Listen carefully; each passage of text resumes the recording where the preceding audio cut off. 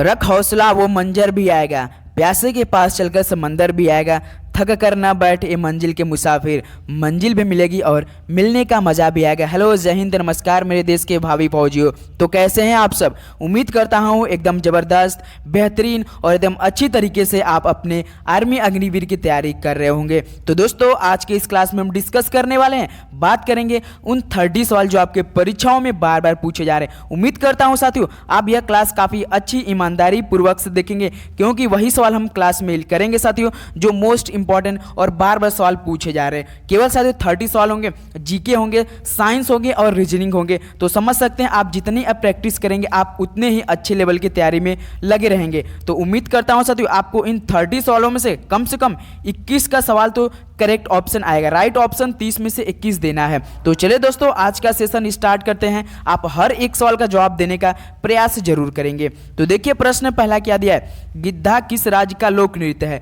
तो साथियों गिद्धा किस राज्य का लोक नृत्य है? तो यह आपका पंजाब का है। कहाँ आपका है साथियों? पंजाब का। तो पहले का क्या हो जाएगा? सी ऑप्शन बिल्कुल करेक्ट ऑप्शन। गिद्धा किस राज्य का लोक नृत्य है? पंजाब। उम्मीद करता हूं इस सवाल का जवाब आप लोग काफ़ी अच्छी तरीके से समझ गए होंगे। तो चलिए अगला सवाल देखते हैं। क्वेश्चन नंबर 2 क्या दिया है, भारतीय रिजर्व बैंक की स्थापना कब की गई थी? तो साथियों भारतीय रिजर्व बैंक की स्थापना कब की गई थी? तो याद रखिएगा 1 अप्रैल 1935 को भारतीय रिजर्व बैंक की स्थापना कब की गई थी? तो सी ऑप्शन करेक्ट ऑप्शन हो जाएगा। 1 अप्रैल 1935 को क्या हुआ था? भारतीय रिजर्व बैंक की स्थापना की गई थी। उम्मीद करता हूं साथियों हम सवाल पढ़ रहे होंगे तो आपका ऑप्शन भी राइट आ जाना चाहिए साथियों। तो देखिए क्वेश्चन नंबर 3 क्या दिया है, किस अधिनियम द्वारा भारत में कंपनी का शासन समाप्त किया गया? तो साथियों किस अधिनियम द्वारा भारत में कंपनी का शासन समाप्त किया?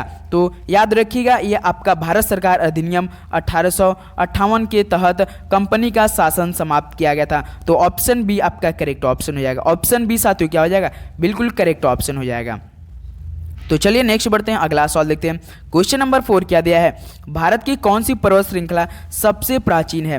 तो बताइए साथियों भारत की कौन सी पर्वत श्रृंखला सबसे प्राचीन है? हिमालय, नीलगिरी, अरावली या सतपुड़ा? तो याद रखिएगा साथियों भारत की पर्वत श्रृंखला जो कि सबसे पुरानी है, सबसे प्राचीन है, वो आपका अरावली है। कौन है दोस्तों? अरावली है। तो सी ऑप्शन बिल्कुल करेक्ट ऑप्शन। इसका पीडीएफ भी आपको मिल जाएगा अगर आप डिस्क्रिप्शन बॉक्स में टेलीग्राम लिंक है उस पर ज्वाइन होकर आप इसका पीडीएफ भी डाउनलोड कर सकते हैं। तो देखिए क्वेश्चन नंबर 5 क्या दिया है, पृथ्वी का सबसे निकटतम ग्रह निम्नलिखित में से कौन सा है? तो साथियों पृथ्वी का सबसे निकटतम ग्रह निम्नलिखित में से कौन सा है? तो याद रखिएगा शुक्र है। कौन साथियों? पृथ्वी का सबसे निकटतम ग्रह शुक्र होता है। तो सी ऑप्शन क्या हो जाएगा? करेक्ट ऑप्शन हो जाएगा। तो चलिए नेक्स्ट बढ़ते हैं, अगला सवाल देखते हैं। क्वेश्चन नंबर 6 क्या दिया है, वर्ष 2011 की जनगणना के अनुसार भारत का न्यूनतम जनसंख्या घनत्व वाला राज्य? तो बताइए वर्ष 2011 की जनगणना के अनुसार भारत का न्यूनतम जनसंख्या घनत्व वाला राज्य कौन सा है?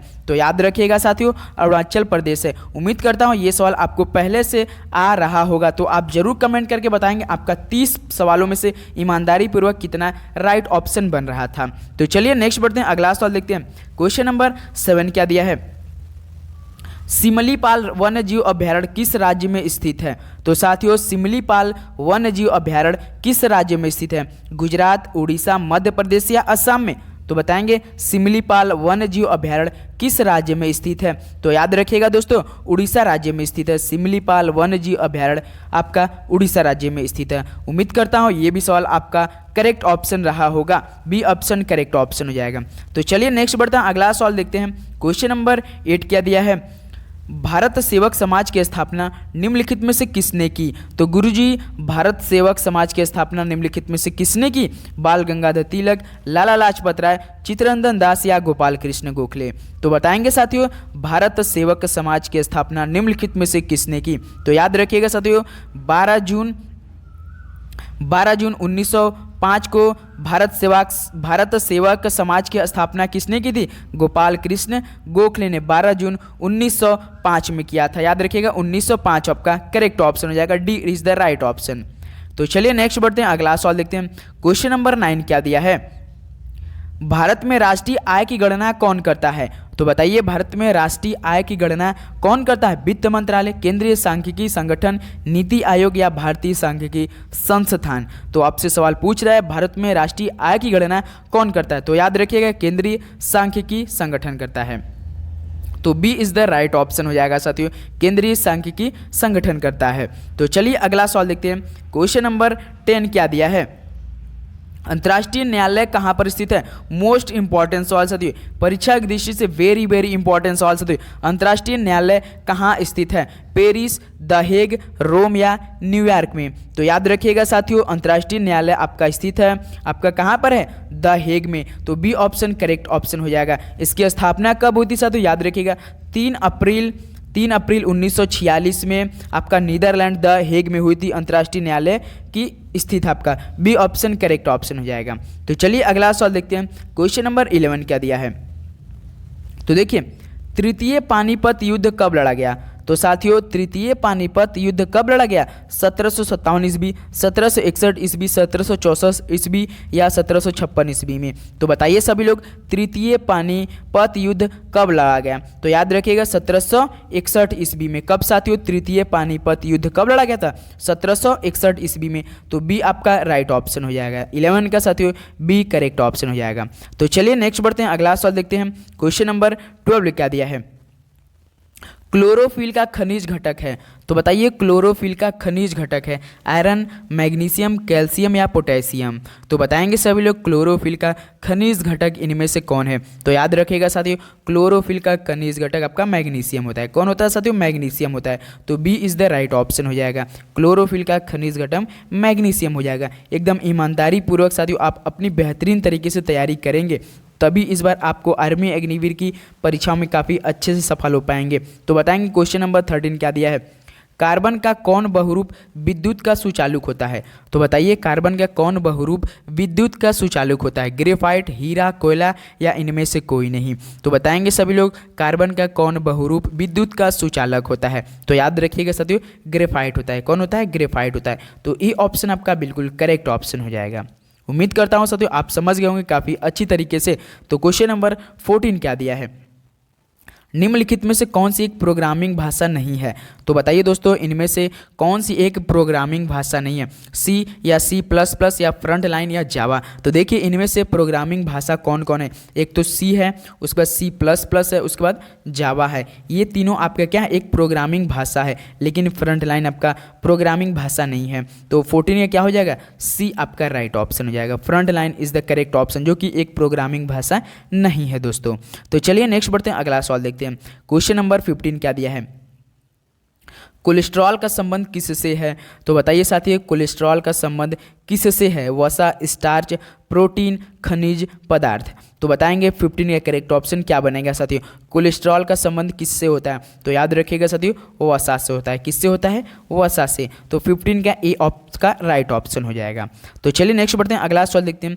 क्वेश्चन नंबर 16 इसका पीडीएफ भी हम आपको डिस्क्रिप्शन बॉक्स में टेलीग्राम है आप दे देंगे, आप उसमें जाकर डाउनलोड करके अच्छे से एक बार प्रैक्टिस कर लीजिएगा। तो देखिए क्वेश्चन नंबर 16 क्या बोला? स्तनधारियों में सबसे छोटी अस्थि कौन होती है? तो बताइए साथियों स्तनधारियों में सबसे छोटी अस्थि होती है सेप्टोमैक्सिलरी, डेंट्री, फीमर या स्टेपिज? तो याद रखिएगा साथियों स्तनधारियों में सबसे छोटी अस्थि होती है स्टेपिज होती है। कौन होती है? स्टेपिज होती है। तो डी आपका राइट ऑप्शन हो जाएगा। 16 का साथियों डी बिल्कुल करेक्ट ऑप्शन हो जाएगा। तो चलिए नेक्स्ट बढ़ते हैं, अगला सवाल देखते हैं। क्वेश्चन नंबर 17 क्या दिया है? विश्व की सबसे लंबी नदी कौन सी है? तो बताइए विश्व की सबसे लंबी नदी कौन सी है? अमेजन, गंगा, ब्रह्मपुत्र या नील? तो गुरुजी यह तो काफ़ी इजी सवाल है। विश्व की सबसे लंबी नदी नील नदी है। तो डी आपका राइट ऑप्शन हो जाएगा। 17 की क्या हो जाएगा साथियों? डी करेक्ट ऑप्शन हो जाएगा। तो चलिए नेक्स्ट बढ़ते हैं, अगला सवाल देखते हैं। क्वेश्चन नंबर 18 क्या दिया है? रैयतवारी व्यवस्था किसने विकसित की थी? तो बताइए रैयतवारी व्यवस्था किसने विकसित की थी? Thomas Munro, Holt Mackenzie, Edmund Burke या लॉर्ड डलहौजी? मोस्ट इंपॉर्टेंट सवाल साथियों, वेरी वेरी इंपॉर्टेंट सवाल साथियों, एकदम प्रीवियस ईयर हर एक सवाल कराया जा रहा है। अब आप जितना प्रैक्टिस करेंगे आपके लिए उतना ही फायदा होने वाला है, क्योंकि समय अब हमारे पास बिल्कुल भी नहीं है। हम उतना ही मॉक टेस्ट प्रीवियस ईयर कराने वाले। डेली हमारे यूट्यूब परिवार में आपको जुड़ना पड़ेगा साथियों, तभी आपको फायदा होने वाला है। तो बताइए रैयतवारी व्यवस्था किसने विकसित की थी? तो याद याद रखिएगा थॉमस मुनरो ने की थी। तो ए ऑप्शन आपका क्या हो जाएगा साथियों, करेक्ट ऑप्शन हो जाएगा। तो चलिए नेक्स्ट बढ़ते हैं, अगला सवाल देखते हैं। क्वेश्चन नंबर 19 क्या दिया है, पालवों की राजधानी कहाँ पर थी। तो साथियों सवाल पूछ रहा है आपसे, पालवों की राजधानी कहाँ पर थी, मद्रास, मदुराई, कांचीपुरम या तंजौर में। तो याद रखिएगा साथियों, पालवों की राजधानी कांचीपुरम थी। कहाँ पे साथियों, कांचीपुरम में थी। तो C option is the right option हो जाएगा। 19 का C is the right option, Kanchipuram, जो कि पालवों की राजधानी थी कांचीपुरम। उम्मीद करता हूँ साथियों अच्छे से आप लोग याद करेंगे हर एक सवाल का जवाब। तो देखिए क्वेश्चन नंबर 20 दिया है, लोकसभा की अध्यक्षता कौन करता है। तो दोस्तों लोकसभा की अध्यक्षता कौन करता है, स्पीकर, भारत के राष्ट्रपति, भारत के प्रधानमंत्री या इनमें से कोई नहीं। तो याद रखिएगा दोस्तों, लोकसभा की अध्यक्षता स्पीकर करता है। कौन साथियों, स्पीकर करता है। तो ये ऑप्शन आपका बिल्कुल करेक्ट ऑप्शन हो जाएगा। तो चलिए नेक्स्ट बढ़ते हैं, अगला सवाल देखते हैं। क्वेश्चन नंबर 21 क्या दिया है, भारत की राज्यसभा में कुल कितने सदस्य हैं। तो बताइए दोस्तों, भारत की राज्यसभा में कुल कितने सदस्य हैं। ये समय आपका नियम बदल चुका है साथियों, याद रखिएगा। भारत की राज्यसभा में कुल सदस्य पहले कितने होते थे, 250 होते थे, लेकिन अब यह नियम बदल चुका है। तो आपको अच्छे से ध्यान से ये सवाल देखना है, पढ़ लीजिएगा अच्छे से आप लोग। भारत के राज्यसभा में कुल कितने सदस्य हैं, तो आपका वर्तमान में 245 हो चुके हैं। याद रखिएगा साथियों, पहले तो 250 थे, टोटल कितने हुआ करते थे, 250 हुआ करते थे, लेकिन अब आपका नियम बदल चुका है, 245 हो चुके हैं। तो ये आपका इसका करेक्ट ऑप्शन हो जाएगा साथियों, एकदम अच्छे से ध्यान से चलेंगे। तो चलिए नेक्स्ट बढ़ते हैं, अगला सवाल देखते हैं। क्वेश्चन नंबर 22 क्या दिया है, आयात पर कर निम्नलिखित में से किसका उदाहरण है। तो साथियों आयात पर कर निम्नलिखित में से किसका उदाहरण है, विदेशी व्यापार, व्यापार अवरोध, आर्थिक विकास या भूमंडलीय करण। तो बताएंगे 22 का करेक्ट ऑप्शन क्या बनेगा, आयात पर कर निम्नलिखित में से किसका उदाहरण है। तो गुरुजी आपका व्यापार अवरोध है। तो बी ऑप्शन क्या हो जाएगा दोस्तों, करेक्ट ऑप्शन हो जाएगा आपका। तो चलिए नेक्स्ट बढ़ते हैं, अगला सवाल देखते हैं। क्वेश्चन नंबर 23 क्या दिया है, मधेसी जनजाति भारत तथा उसके पड़ोसी देश से संबंधित है। तो बताइए साथियों, मधेसी जनजाति भारत तथा उसके पड़ोसी देश किससे से संबंधित है, नेपाल, श्रीलंका, बांग्लादेश, पाकिस्तान। साथियों जितने भी आज हम इस क्लास में सवाल करा रहे हैं, हर एक सवाल आपकी परीक्षा की दृष्टि से मोस्ट इंपॉर्टेंट होंगे। आप बस क्लास डेली का देख लीजिए कीजिए, 2 से 3 सवाल हम कराएंगे डेली क्लास में कराएंगे साथियों, 2 से 3 क्लास होगी आपकी, जो कि उम्मीद करता हूँ आपके 15 सवाल छूटने नहीं देंगे। तो बताएंगे सभी लोग, मधेसी जनजाति भारत तथा उसके किस पड़ोसी देश से संबंधित है। तो याद रखिएगा दोस्तों, नेपाल देश से। तो ए ऑप्शन आपका क्या हो जाएगा, करेक्ट ऑप्शन हो जाएगा। 23 का A option is the right option हो जाएगा। तो चलिए नेक्स्ट बढ़ते हैं, अगला सवाल देखते हैं। क्वेश्चन नंबर 24 क्या दिया है दोस्तों, अनसुलझे समीकरण का सही उत्तर ज्ञात कीजिए। तो साथियों ये रीजनिंग का सवाल है, जो कि आपके परीक्षा में इस टाइप का एक सवाल देखने को मिलेंगे। एक समीकरण दिया रहेगा, आपको उसका सही उत्तर बताना है। तो चलिए अब इसको हम लोग हल करते हैं। तो देखते हैं क्या समीकरण दिया है। तो पहला समीकरण है साथियों 5 × 6 × 3 बराबर 356 है। तो हम लोग यहाँ लिखते हैं 5 × 6 × 3 बराबर कितना लिखा है, 356 लिखा। देखिए कैसे लिखा है। तो देखिए पहला 5 × 6 × 3 बराबर 356। तो देखिए आप लोग सवाल को पढ़ते ही तुरंत पकड़ लिए होंगे। देखिए 3 को पहले क्या लिखा है, यहाँ पर 3 लिखा है, उसके बाद स्टार्टिंग कर दिया। देखिए 3 पहले यहाँ पर 3 लिखा है, 3 लिख दिए, उसके बाद 5 स्टार्टिंग 5, उसके बाद 6 है। इसका मतलब लास्ट का नंबर पहले लिख रहा है, उसके बाद स्टार्टिंग का नंबर लिख रहा है। उस दूसरा भी बनाते हैं, देख जैसे 1 × 0 × 5 बराबर 510 लिखा है। तो हम लोग यहाँ पे इसको भी हल करते हैं एकदम आसानी से, 1 × 0 5 × 510। तो देखिए पहले लास्ट का नंबर लिया है, यहाँ पर लास्ट का नंबर, फिर स्टार्टिंग का 1 नंबर ले लिया है। तो देखिए 510। अब उसी प्रकार हमें जो सवाल पूछा है उसका समीकरण हल करना है। तो देखिए अब लोग हम हल करते हैं। क्या हमसे पूछा है, 5 × 6 × 7 बराबर, इसको हमको हल करना है। तो क्या लिया था, सबसे लास्ट वाला नंबर लिया है पहले, तो हम लोग इसमें सबसे पहले लास्ट वाला नंबर 7 लेंगे। उसके बाद स्टार्टिंग का नंबर लिया है, कितना लिया है साथियों 5, तो हम यहाँ पर 5 लिख देंगे। उसके बाद कौन नंबर आएगा, 6 आ जाएगा। तो हमारा ऑप्शन क्या बनेगा साथियों, 756 बनेगा। 5 × 6 × 7 मल्टीप्लाई करने पर कितना आएगा, 756 आ रहा है। तो डी हमारा क्या हो जाएगा साथियों, करेक्ट ऑप्शन होगा। उम्मीद करता हूँ साथियों समझ गए होंगे। ये सवाल काफ़ी ईजी सवाल था साथियों, जो कि करेक्ट ऑप्शन आएगा आपका 756, जो कि इस टाइप का आपको एक सवाल देखने को मिलेंगे। तो चलिए नेक्स्ट बढ़ते हैं, अगला सवाल देखते हैं। क्वेश्चन नंबर 25 क्या दिया है सवाल में। तो देखिए, यदि डिक्शनरी को 5479482361 कोड में लिखा जाता है, तो यार्ड को किस कोड में लिखा जा सकता है। तो साथियों पहले डिक्शनरी का कोड दिया है, हमें उसको समझना पड़ेगा। तो देखिए पहले डिक्शनरी लिखते हैं, DIC TIONARY। डिक्शनरी का कोड कितना है, अब नंबर उसके सामने लिखे, देखिए डी के सामने 5 लिखा है तो डी के सामने लोग 5 लिख देंगे। फिर आई के सामने लिखा है 4, उसी तरह हर का कोड लिखते हैं।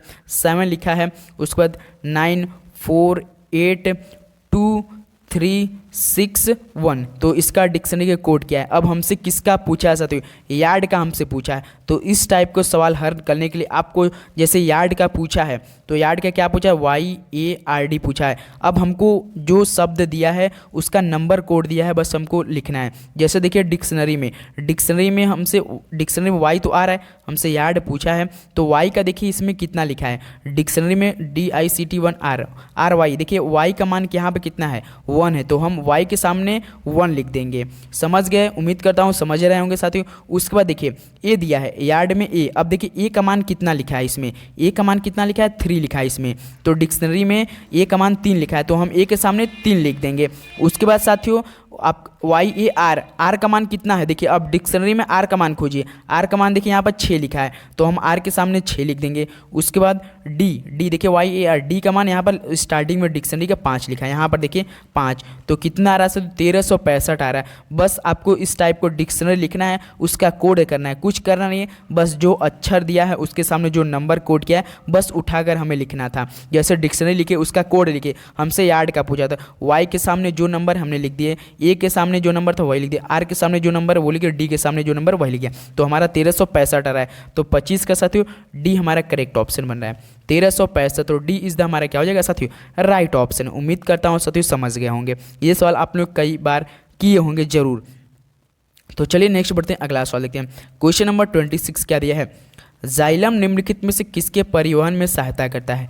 तो साथियों जाइलम निम्नलिखित में से किसके परिवहन में सहायता करता है, भोजन, पानी, पोषक तत्व, भोजन तथा पानी दोनों में। तो बताएंगे सभी लोग जाइलम निम्नलिखित में से किसके परिवहन में सहायता करता है। तो याद रखिएगा साथियों केवल पानी में करता है। कौन साथियों, पानी में। तो बी ऑप्शन बिल्कुल करेक्ट ऑप्शन, मिट्टी से पानी तक जाइलम ले जाता है। तो बी ऑप्शन बिल्कुल करेक्ट ऑप्शन, पौधों में। तो चलिए नेक्स्ट बढ़ते हैं, अगला सवाल देखते हैं।